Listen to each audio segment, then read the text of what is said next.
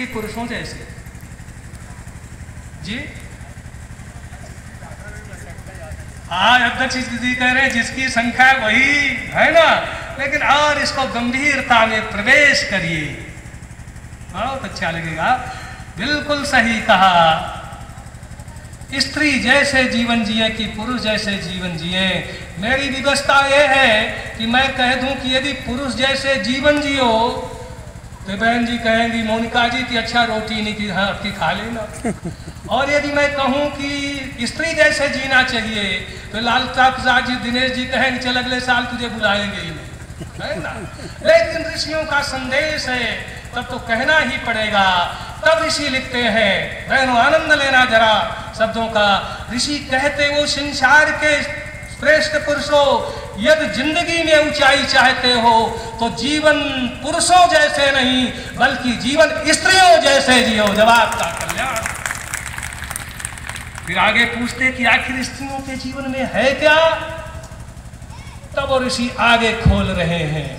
और आपके आदरणीय पुरुषोत्तम भगत जी आपके इलाहाबाद में ही मुझे इस सवालों से जूझना पड़ा। आपका यही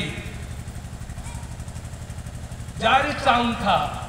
एक कर्नल साहब उस समय राजस्थान से आके कमरा लेके रह रहे थे।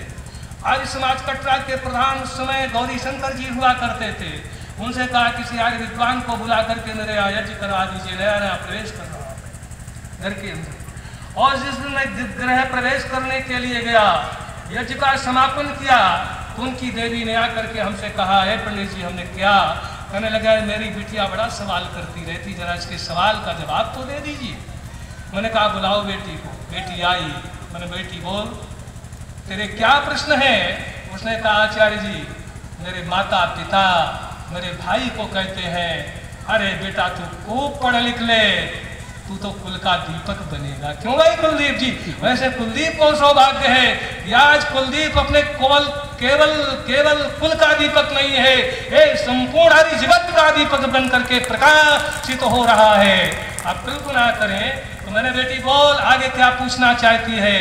कहने लगी जब अपनी माँ से मैं पूछता हूँ कि भैया इस कुल का दीप हो गया, माँ ये बता कि मैं कौन सी दीप हूँ और मैं कहाँ जगूंगी। मैंने माँ क्या कहती है? माँ कहती बेटी तू भी इसी का दीप है, इसी का दीप है। लेकिन आचार्य जी जब अंदर आपने प्रवेश किया तो प्रवेश के द्वार पर एक बोर्ड पत्थर लगा हुआ है जिसमें नाम लिखा हुआ है आकांक्षा भवन। देखा?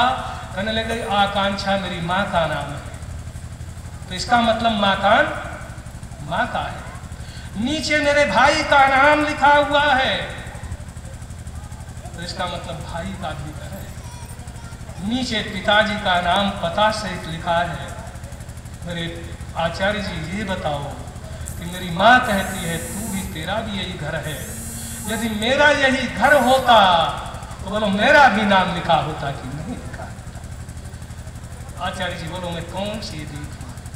मैंने कहा बेटी हाँ दीप तू है। आचार्य बोलो। मैंने कहा मैंने 1000 न्याय दर्शन के सिद्धांतों में सूत्रों में पढ़ा है कि दीपक तो एक दीपक होता है जो घर को आलोकित करता है, लेकिन बेटी जो होती है वो डेहरी दीप होती है।